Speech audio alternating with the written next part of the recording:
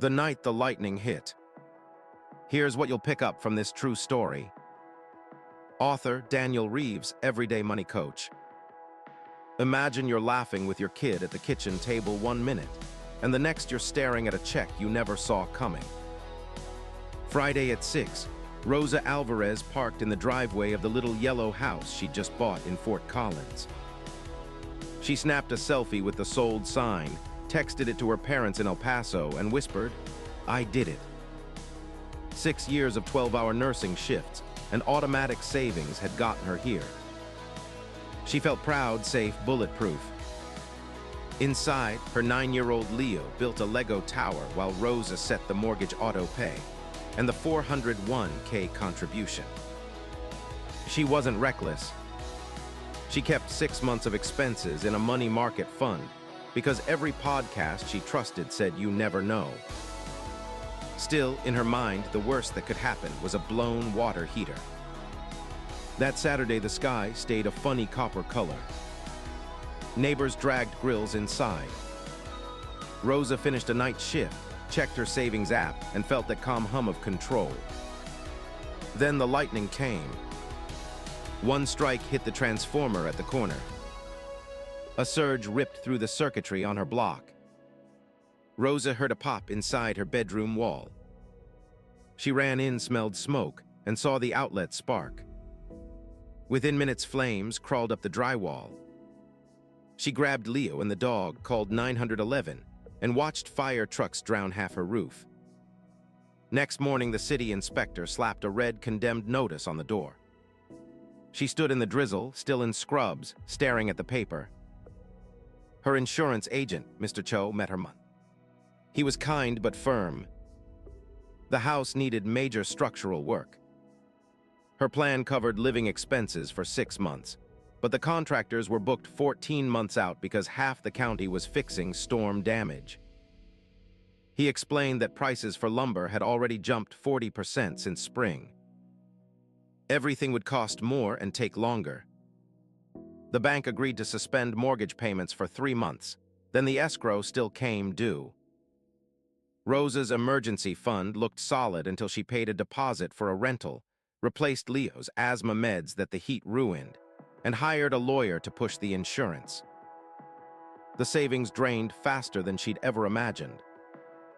She felt her stomach tighten every time her phone buzzed with another unknown number. On week 6, the hospital cut her overtime shifts. Admin sent an email saying budgets were frozen after the storm damaged their outpatient wing. Suddenly, Rosa wasn't just short on cash. She had no way to rebuild it quickly. She sat in the rental's kitchenette and stared at a bank balance she'd never seen under $5,000. One evening, she opened a spreadsheet to list what she could sell. The couch, the second car, her small portfolio of index funds. As she typed, she realized how fragile her so-called plan had been. She kept thinking, I saved the recommended amount, I followed the rules. How did I end up one surprise away from broke? At work, she overheard Kevin, a janitor, talking about losing his duplex in the same storm. She asked how he stayed calm. Kevin laughed quietly. He said, "Lady, I grew up on the Gulf Coast. Every year a hurricane could wipe us out. My grandma taught me to keep 2 years of cash in a credit union savings, keep my job skills wide, and never trust the phrase once in a lifetime. Surprise is the only sure thing." That night, Rosa pulled out her budget and started cutting ruthlessly. She paused retirement contributions, canceled every streaming service, and cooked beans in bulk. She applied for weekend shifts at the urgent care clinic across town. Next, she called Mr. Cho and negotiated a bigger advance on rebuilding costs, trading a slightly higher deductible. Finally, she sold half her index funds, not because the market scared her, but because she needed a cushion big enough to breathe through 2 years of uncertainty. Spring came. Workers finally arrived and reframed her charred bedroom. Rosa watched them pound fresh studs into place. Her savings were lower than before, yet her shoulders felt looser. The big surprise hadn't broken her. It had rewritten her definition of safety. On the day she moved back in, Leo ran to his new room painted cloud white. Rosa opened her laptop and set 4 automatic transfers. 1 to pay the mortgage, 1 to rebuild retirement, 1 labeled Leo Education, and 1 into a boring savings account she nicknamed Just In Case. She capped the total at 40% of take-home, lower than the experts preached, because she wanted that extra padding to stay liquid. She also kept 2 side gigs now, nursing triage calls on Tuesdays and teaching CPR on Saturdays. They weren't fun, but each paycheck felt like another sandbag against the flood she now knew could come. Months later, she sat on her porch and listened to cicadas.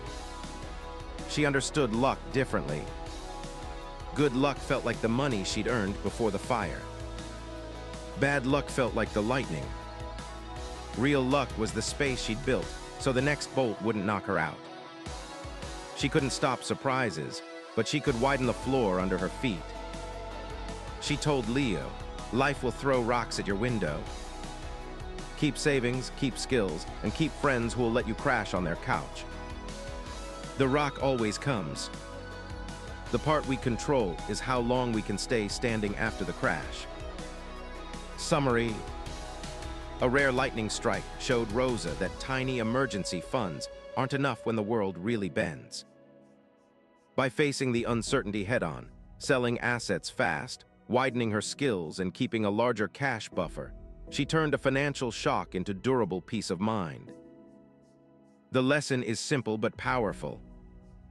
Surprises are not bugs in the system, they are the system.